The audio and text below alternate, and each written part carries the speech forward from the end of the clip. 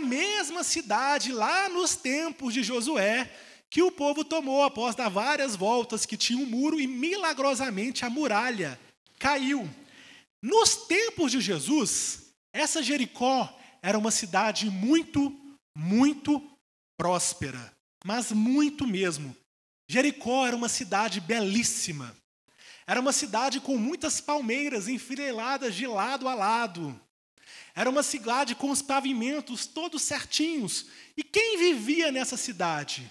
Os mais ricos ali da Judéia.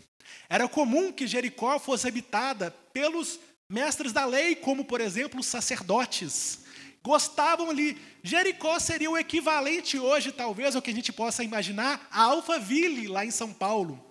Mas nessa cidade, além dos sacerdotes, que nessa época eram muito ricos, havia também um homem, que nós lemos ali no versículo 2. Havia ali um homem chamado Zaqueu, que era chefe dos cobradores de impostos e era rico. Essa é a única passagem da Bíblia que menciona que tinha um chefe dos cobradores de impostos. E quem eram esses cobradores de impostos? Esses cobradores de impostos eram aqueles que eram chamados de publicanos, que eram pessoas que ficavam em coletorias recebendo impostos para entregar a Roma. Eles eram considerados pelos judeus, como um cobrador de imposto era judeu, como traidores, porque eram pessoas que tiravam dinheiro do povo e entregavam ao inimigo de Judá, na época de Israel, que era Roma. E nessa cidade, essa cidade rica, essa cidade próspera, chamada Jericó, estava ali o chefe dos publicanos. Vocês imaginam se esse homem era querido ou odiado? Ele era um homem odiado. Certamente, mesmo os outros homens ricos e prósperos daquela cidade odiavam Zaqueu. Odiavam Zaqueu. Tinham repulsa em habitar na mesma cidade que ele. E Jesus já tinha dito: quão dificilmente um rico herdará o reino dos céus. Só que esse Zaqueu, ele teve uma atitude diferente. Ele, conforme o versículo 3, ele procurava ver quem era Jesus, mas não podia por causa da multidão, porque ele era de pequena estatura. Aqui é interessante destacar duas coisas. Primeiro, Zaqueu era um homem rico, e o nome de Zaqueu significava justo. Só que era comum nessa época que os cobradores de impostos fizessem o seguinte: eles aumentassem os impostos, porque pela lei de Roma, o que fosse lucro a mais ficava com o publicano. Então, além de ser rico, chefe dos publicanos, o homem que possivelmente deveria ser justo pelo seu nome, certamente não conquistou a sua riqueza na base da justiça, mas na base da sobretaxação, de impostos altos, de extraindo dinheiro das pessoas, cobrando o indevido. E a multidão que estava ali acompanhando Jesus viu este homem de pequena estatura. E esse homem de pequena estatura, curiosamente, estava interessado em ver Jesus Cristo. Ele correu, conforme o versículo 4, um pouco mais adiante, e subiu em um sicômoro para ver, já que Jesus iria passar por ali. Então a cena é o seguinte: ele queria ver Jesus, mas não conseguia, porque tem uma multidão seguindo Jesus. O que ele fez? Com certeza Jesus vai passar por aquele caminho. E ali tinha uma árvore, que é um sicômoro. Sicômoro é uma árvore baixa, mas ainda assim é uma árvore mais alta do que as pessoas. Tem uma copa relativamente grande e muitos galhos baixinhos. Então o que ele pensou? Eu sou baixo, mas o sicômoro também é. Eu vou conseguir subir nisso e ver Jesus. Agora vocês começam a imaginar essa cena. Zaqueu, um homem rico, um homem muito próspero e odiado, tem uma atitude inesperada. Ele faz algo que as pessoas iam olhar para ele e iam rir. Vendo ele subir numa árvore, um homem de alta postura, de alta patente, para ver Jesus passar. Quando Jesus chega ali, conforme o versículo 5, Jesus olhou para cima e disse: Zaqueu, desce depressa. Hoje me convém ficar na sua casa. No Novo Testamento, essa é uma das poucas passagens que explicitamente Jesus fala assim, ó, eu quero ficar hospedado na sua casa. Agora, vocês imaginam a cena. Ali tinha uma multidão, muitas e muitas pessoas. Todo mundo conhecia Zaqueu, ele era o chefe dos publicanos, considerado um traidor do seu povo. Jesus, alguns achando que ele era um mestre, outros que ele era profeta, outros que talvez fosse um Messias, mas certamente um homem justo, olha para cima e fala, Zaqueu, eu vou ficar hospedado na sua casa. Como que aquela multidão iria reagir a isso? Pela tradição dos judeus, um homem justo não devia se hospedar na casa de um homem injusto. Não deveria nem falar com ele, nem se aproximar dele. Mas eles veem Jesus ali, seguido por uma multidão, convidando talvez o homem mais odiado da cidade a falar, vem, eu vou ficar na sua casa. E vejam qual que foi a resposta da multidão no versículo de número 6. Primeira ação de Zaqueu. Apressadamente, ele desceu a toda pressa e o recebeu com alegria. Olha que interessante. Zaqueu, um homem ímpio, um homem injusto, um publicano que certamente defraudava as pessoas, recebeu Jesus com alegria. Certamente Zaqueu possivelmente não deveria ter nenhum amigo ali naquela cidade, exceto outras pessoas que fossem tão pecadoras quanto ela, mas os sacerdotes certamente não conviviam com ele, não queriam apresentar a lei, a palavra de Deus para ele. Mas quando Jesus falou, eu vou ficar na tua casa, Zaqueu desceu às pressas. Versículo 7. Todos os que viram isso murmuraram, dizendo que ele se hospedava com um homem pecador. As pessoas que viram aqui ficaram escandalizadas. Certamente, muitas pessoas da multidão reprovaram Jesus por isso. Os mestres da lei, os ditos doutores, fariseus, os sacerdotes que habitavam ali, devem ter visto e falado, ah lá, eu não dizia que Jesus era um pecador? Olha na casa de quem que ele vai ficar. Na casa do maioral dos pecadores, Zaqueu. Versículo de número 8.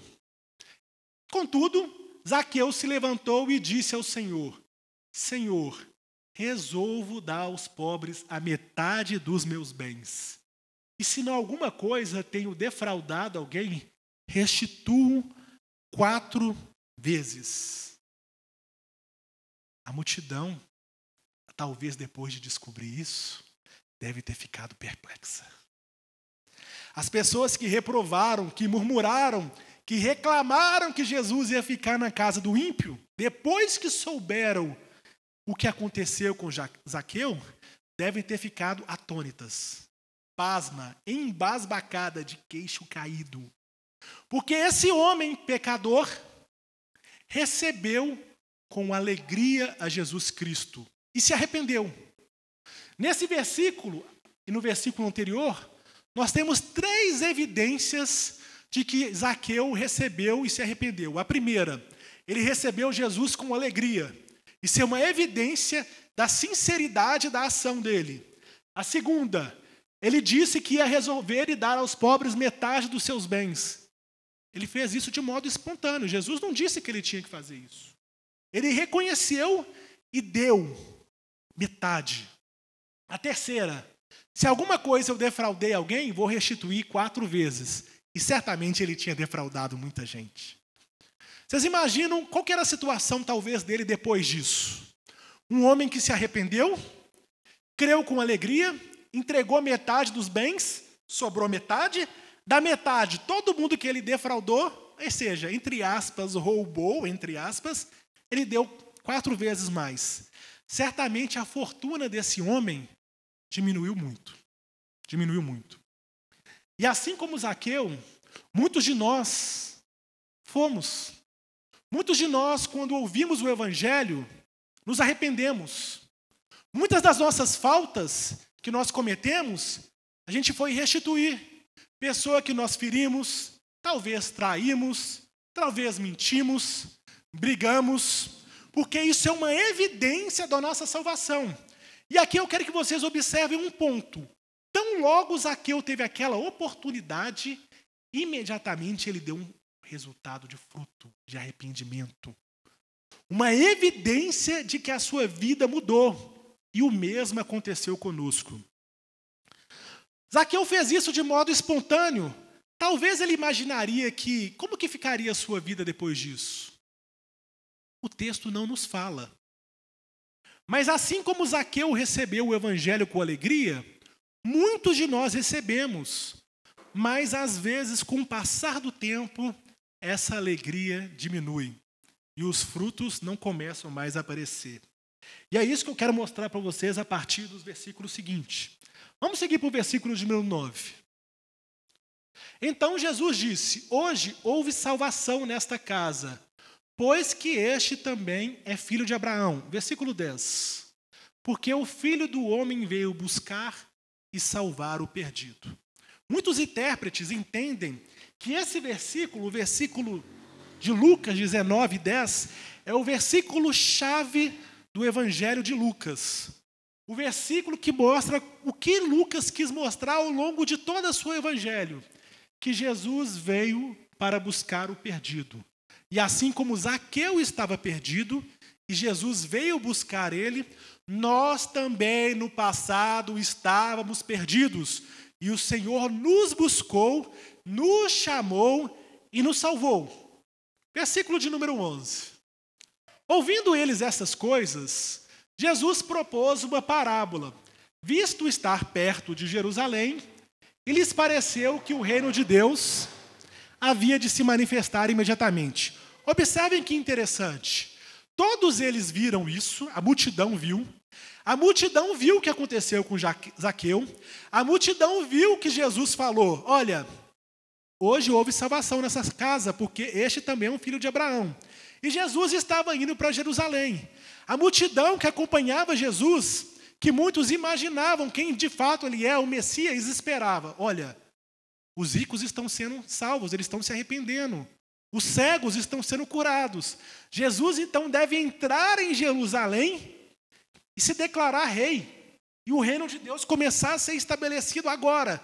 Então, talvez todos eles ali imaginavam que o reino de Deus, aqui nesta terra, ia chegar tão logo Jesus entrasse na cidade de Jerusalém, que era a cidade de Davi, nos tempos antigos, a cidade do rei de Israel. Mas Jesus, sabendo que eles esperavam que o reino de Deus fosse se manifestar imediatamente, vai fazer algo. Ele vai lhe contar uma parábola. O que é uma parábola, irmãos? Uma parábola, muitas vezes, é uma história fictícia. Não necessariamente uma história real, mas que os personagens representam aspectos do reino de Deus. E sabendo que a multidão esperava que o reino de Deus ia se manifestar imediatamente, Jesus lhes conta uma parábola. Versículo de número 12. Essa é a famosa parábola das 10 minas, que começa assim: certo homem nobre partiu para uma terra distante, com o fim de tomar posse de um reino e voltar. Versículo 13. Chamou 10 servos seus e lhe confiou 10 minas e lhe disse: negociai até que eu volte. Observem essa cena. O que aconteceu? O povo estava imaginando que o reino de Deus iria começar imediatamente, e para corrigir a expectativa da multidão, Jesus conta essa parábola, que é a parábola das 10 minas. Ele fala que tinha um homem nobre que ia tomar posse de um reino. Ele ia se ausentar. Para isso, ele pega uma quantidade de dinheiro e distribui para 10 servos seus. Aqui eu quero fazer um parêntese. Essa parábola, que é a parábola das 10 minas, não é a mesma parábola dos 10 talentos, que é muito famosa e está registrada lá em Mateus 25. São parábolas diferentes, não são as mesmas parábolas. Elas falam quase as mesmas coisas, mas as diferenças são muito importantes para entender o que Jesus queria dizer. Depois eu convido vocês em casa a lerem também Mateus 25, ler a parábola dos 10 talentos e verem as diferenças. Eu vou mencionar de forma bem breve para a gente entender e começar a interpretar essa parábola. Na parábola dos 10 talentos, o Senhor distribui talentos para pessoas. O que era um talento? Talento era uma quantidade muito grande de ouro. Era aproximadamente 35 quilos de ouro. Esses 35 quilos de ouro valia o equivalente a 60 mil denários. O que é 60 mil denários? O que um trabalhador da agricultura ganhava em um dia. Então, um talento era equivalente a 60 mil dias de trabalho. Era muito dinheiro. Era um pouquinho mais de 16 anos. Esses 60 mil dias dá um pouco mais de 16 anos. Só que na parábola do talento, quando vocês lerem depois, vocês vão ver o seguinte: para um, o Senhor deu 5 talentos, para outro ele deu 2, e para outro ele deu 1. E fala lá que para cada um ele deu segundo as suas capacidades. Ou seja, segundo a capacidade que cada um tinha de trabalhar aquele dinheiro, ele deu. Muitas vezes os intérpretes vão dizer que os talentos representam não somente dons sobrenaturais que Deus dá, mas tudo. Todos os recursos que Deus dá na sua vida. A sua família, o seu trabalho, as suas aptidões, habilidades naturais, dons sobrenaturais, tudo. Por isso que representa uma grande quantia de dinheiro. E cada um recebe conforme a sua capacidade. A parábola é conhecida. O que tinha 5 multiplicou, virou 10. O que tinha 2 multiplicou, virou 4. O que tinha 1 escondeu. E aí ele é repreendido porque ele não negociou o talento do seu senhor. E no final da parábola diz que ele era um servo mau que seria lançado nas trevas. Essa parábola aqui tem diferenças. Vamos começar observando a diferença. Versículo de número 14. Mas os seus concidadãos, ou seja, desse senhor que foi tomar posse de um reino, o odiavam. E enviaram após ele uma embaixada dizendo: não querendo que este reine sobre nós. A primeira diferença das duas parábolas é que na parábola dos 10 talentos só conta sobre servos. Aqui está contando sobre cidadãos que odiavam o Senhor da terra. Essa é a primeira diferença. E observem que essa diferença não é pouco significativa. Por quê?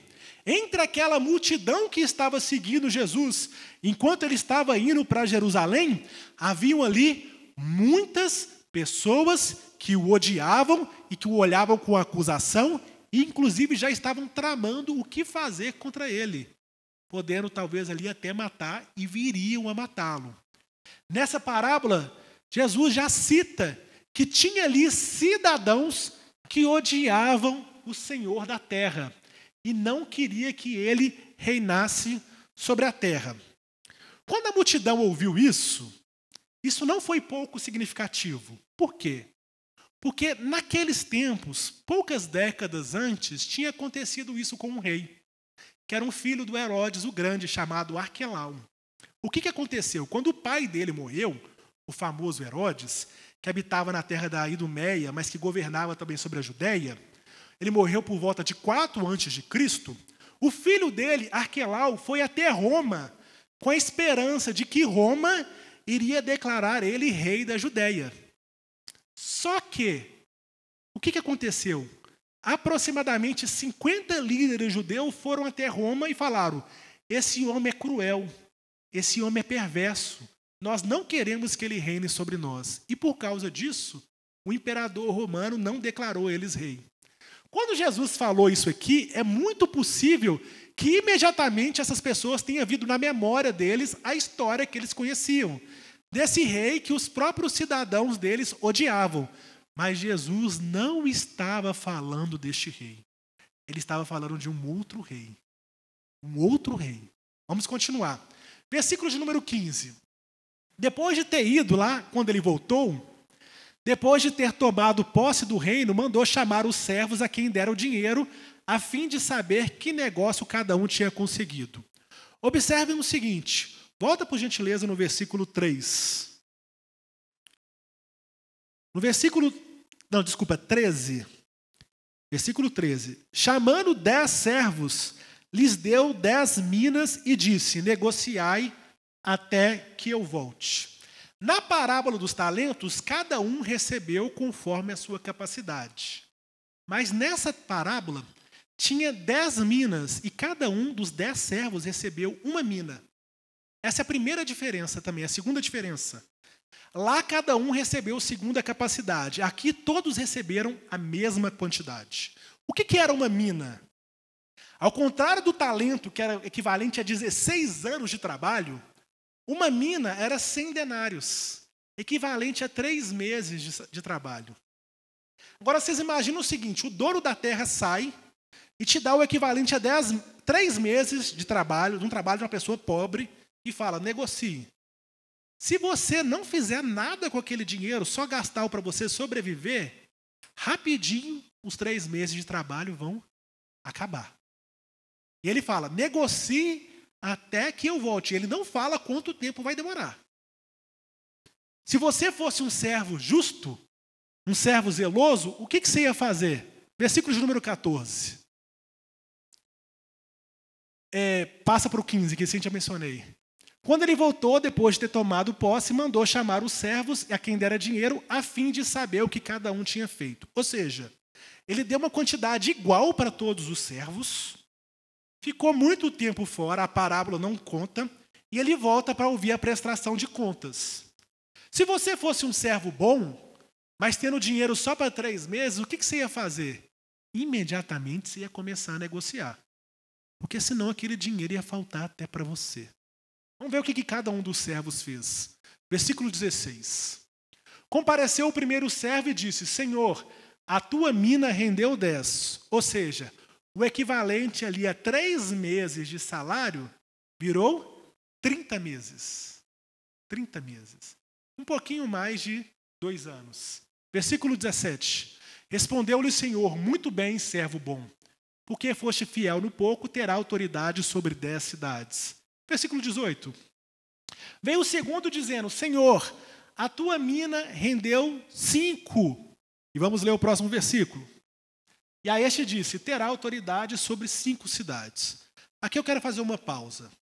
Observem a cena e tudo que eu estou apresentando para vocês. Lucas está apresentando 2 imagens para nós. A primeira foi de Zaqueu, um homem rico que recebeu o evangelho prontamente, se arrependeu e entregou parte da sua riqueza e restituiu quem ele defraudou. Agora, Lucas está falando o seguinte, as pessoas imaginavam que o reino de Deus ia começar logo, e Jesus conta uma parábola. Nessa parábola tinha inimigos que não queriam que o seu senhor voltasse, e esse senhor deu dinheiro para 10 servos, um servo pegou o dinheiro de 3 meses, multiplicou e virou 30. O outro pegou o dinheiro de 3 meses, multiplicou e virou equivalente ali a 3 vezes 5, 15 vezes. Isso dá uma lição muito importante para nós. Assim como Zaqueu recebeu o evangelho com alegria, muitos de nós que aqui estamos também recebemos. Só que, às vezes passou 1 mês, Jesus ainda não voltou, desde que você se converteu. Talvez tenha passado 1 ano e Jesus ainda não voltou. Talvez tenha passado 2, 3, 4, 10, 20. No meu caso, já está chegando perto dos... Fazer a conta rápida aqui. 26 anos. Jesus ainda não voltou. Mas assim como para cada um daqueles servos que receberam a mesma quantidade de dinheiro, e que foi dito, pegue esse dinheiro e multiplique, o que será que cada um de nós está fazendo com aquilo que o Senhor confiou nas nossas mãos?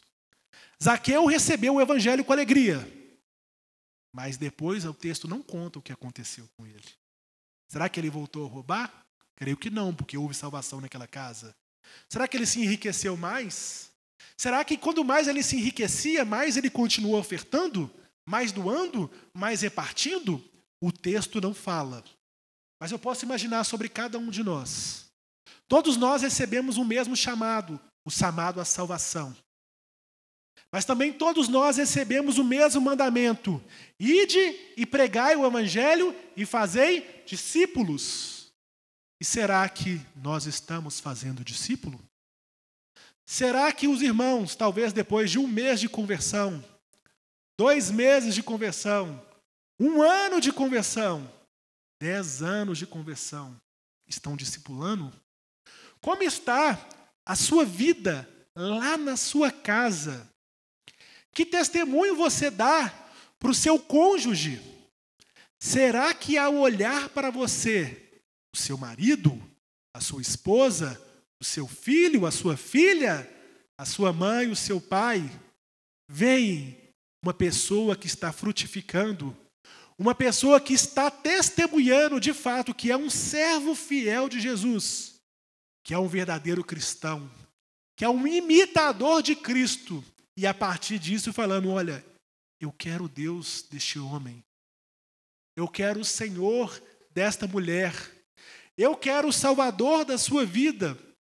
Ou será que o tempo está passando e aquilo que o Senhor nos ordenou como servo, nós não estamos fazendo? Você está multiplicando, meu irmão. E quando eu falo multiplicar, não é necessariamente ganhar vidas, mas a Bíblia fala que existe o fruto do Espírito. E o fruto, que é um fruto só, ele tem 8 aspectos: amor, alegria, fé, mansidão, domínio próprio, benignidade, longanimidade. Você tem dado fruto? Ou o tempo está passando e a mina que o Senhor te confiou não está sendo multiplicada? Para aqueles que receberam uma vocação na fé, talvez seja evangelizar, talvez seja pregar, talvez seja pastorear, talvez seja evangelizar, profetizar a volta de Jesus Cristo. Você tem feito isso? Ou você tem negligenciado? Você tem servido a Deus lá no seu trabalho? Você tem servido a Deus no meio dos seus amigos? Ou talvez a alegria, uma alegria semelhante a de Zaqueu, passou. O texto vai nos dizer o que vai acontecer com esse servo. Vai para o versículo de número 20, por favor. Um servo que recebeu as 10 minas, mas não multiplicou ela. O que o servo fez? Veio então o outro dizendo, eis aqui, Senhor, a tua mina, que eu guardei embrulhada num lenço. Versículo 21. Pois tive medo de ti, que és um homem rigoroso. Tira o que não puseste e ceifa o que não semeaste. Observe as palavras desse servo. Esse servo recebeu o mesmo tanto que os outros, uma mina, o equivalente ali a 3 meses de trabalho aproximadamente. Os outros multiplicaram. Pode ter demorado muito tempo, mas eles multiplicaram. Um fez virar 10 minas, o outro fez virar 5, mas esse servo aqui escondeu a mina. Ele embrulhou a mina. Ele pegou a mina e escondeu ela e disse, quando o Senhor voltou, olha, eu tive medo de ti, que o Senhor é um homem rigoroso, que tira o que não puseste e ceifa o que não semeaste. Olha que engraçado. Os outros não pensaram isso. Os outros imediatamente multiplicaram. Pouco tempo depois, um multiplicou mais, um outro menos. Mas esse servo aqui, ele tinha uma imagem errada do seu Senhor. Ou ele falou isso para dar uma desculpa, ou ele realmente pensava isso. E assim como esse servo, muitos de nós estamos na mesma situação. Às vezes você pensa, meu irmão, que você não precisa pegar essa mina que Deus colocou em suas mãos, porque você não tem a capacidade. Mas não se trata de você. Se trata daquele que te chamou e entregou isso nas suas mãos. E falou, multiplica. Quando eu voltar, eu quero saber como está. Talvez, ao longo da sua experiência cristã, você tenha se decepcionado com Deus. Talvez tenham vindo provações, lutas, tribulações, e você esteja pensando, Deus não me ama, Deus não me quer, Deus me reprovou, e eu vou me esconder. ou por causa dos meus pecados, ou por causa das lutas, ou por causa das dificuldades. E essa mina que Deus colocou em suas mãos está como que embrulhada num lenço e escondido. Mas saiba que o Senhor, Ele é fiel e te conhece. Ele sabia o que viria sobre você. E aquele que te chamou não erra. Se Ele entregou nas suas mãos, multiplica. Ah, mas eu não tenho capacidade. É o Senhor quem te capacita. Como a palavra de Deus nos diz, sem mim nada podeis fazer. Mas esse servo que disse ter medo, escondeu. Veja o que o Senhor disse para ele no versículo 22. Disse assim: respondeu-lhe, servo mau, por tua própria boca vou te condenar. Sabias que eu sou um homem rigoroso, que tiro o que não pus e ceifo o que não semeei. Próximo versículo. Porque não puseste o meu dinheiro no banco, e então na minha vinda eu receberia com juros. Continue. E disse aos que o assistiam: tire a mina e dá ao que tem 10. Olha o que acontece. A questão do banco na parábola é só para dar uma dramaticidade para a história. Não é para você imaginar que você vai pegar o dinheiro que Deus te deu e colocar no banco. Mas a ideia aqui é o seguinte: o Senhor colocou algo nas suas mãos que poderia ter sido multiplicado quase que naturalmente, com pouco esforço. Bastava que você fizesse o mínimo para que aquele recurso rendesse, como, por exemplo, colocar no banco. Num banco de dinheiro, que tem juros e o dinheiro multiplica. E talvez, meu irmão, você não esteja fazendo nem o mínimo. Talvez a sua situação esteja como desse homem, que escondeu a sua mina. E para esse homem Jesus disse, tira e dá ao que tem 10. Versículo 25.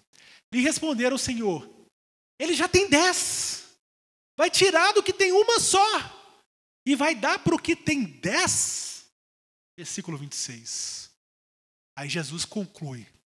Pois eu vos declaro, a todo o que tem, dar-se-lhe-á mais. Mas o que não tem, o que tem será tirado. E aqui, essa parábola é chave para nós. Todos nós temos, porque todos nós recebemos a mesma vocação. Fomos salvos, mas fomos chamados para as boas obras. Todos recebemos do mesmo Espírito. Mas o Senhor disse, o que não tem, até o que ele tem vai ser tirado. Por isso, nessa noite, eu convido você a refletir sobre a sua vida. Como está a sua vida diante de Deus? Essa mina está atrofiando e se perdendo, escondida, embrulhada, ou ela tem sido negociada? Versículo 27. Quanto, porém, a estes meus inimigos, que não quiseram que eu reinasse sobre eles, trazei-o aqui e executai na minha presença. E aqui eu quero encerrar o sermão de hoje, mostrando todo esse panorama que a gente viu hoje. Primeiro a gente viu um homem rico, injusto, mas que prontamente recebeu o evangelho e daquilo que ele tinha, ele deu aos pobres. E a quem ele tinha defraudado, ele restituiu 4 vezes mais. Depois a gente vê uma história, uma parábola que tem ali alguns personagens. Pessoas que odiavam o Senhor da terra, que saiu para tomar posse de um reino. Servos que foi lhe dado a mesma quantidade de dinheiro. Um multiplicou o dinheiro 10 vezes, o outro multiplicou o dinheiro 5 vezes e o outro atrofiou o dinheiro e não fez nada. O que tinha 10 foi reconhecido como um servo bom, prometido que ele ia governar 10 cidades. O que tinha 5, servo bom, governar 5 cidades. Mas o que não tinha nada foi lhe tirado. E nessa noite, talvez aqui nessa casa, tenha 3 tipos de pessoas. O primeiro tipo de pessoa que talvez tenha aqui é aquele que precisa ouvir o chamado de Jesus. Porque depois daquele dia que Jesus passou por Jericó, ele foi para Jerusalém e mais ou menos uma semana depois, ele foi crucificado. Zaqueu teve uma oportunidade de ser salvo. E essa oportunidade ele abraçou. Não teria outro dia. E talvez, meu irmão, talvez esse aqui seja o último dia da sua vida. Ou a última semana da sua vida. E a oportunidade que você tem de receber o Evangelho é hoje. Não é amanhã. É hoje e é agora. Porque amanhã pode ser tarde. Talvez nessa casa tenha servos fiéis que estão multiplicando a mina. E se você tem sido fiel, não pare, meu irmão. Persevere indiferentemente das tribulações, porque quando o Senhor voltar, Ele vai te restituir pela sua fidelidade. Mas talvez nessa casa tenha aqui pessoas que na verdade odeiam a Deus. Pessoas que na verdade têm sido inimigo do Evangelho. Pessoas que, na verdade, rejeitam o Evangelho e, sim, estão na igreja. Se esse é o seu caso, lembre-se de Zaqueu. Arrependa-te, converte e recebe com alegria a mina do seu Senhor.